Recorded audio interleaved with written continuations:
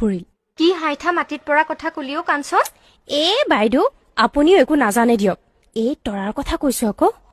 তাই আকৌ কি কৰিলে? এইবাৰহে তাই লাজত পৰিব। তাই যে বোৱা কটাৰ কাম নাজানে সেইটো একেবাৰে ধুৰুপ। মই সেইবোৰ বিশ্বাস নকৰো দেই। তাই দেখাতহে নিৰীহ নিপানী, আচলতে তাই তলে পুতল। আগৰ কেইবাৰ দেখা নাই, ওলোটাই আমি লাজত পৰিলো। আগৰ কথা বাদ দিয়ক বাইদেউ, এইবাৰ আপুনি চাই থাকক, তাই তল পৰিবই পৰিব। মোৰ মনে নধৰে দেই। বাইদেউ তাই যদি বোৱা কটাৰ কাম জানিলেহেঁতেন, সৌ বাইদেউৰ পিছফালে আমন জুমনকে বহি নাথাকিলহেঁতেন।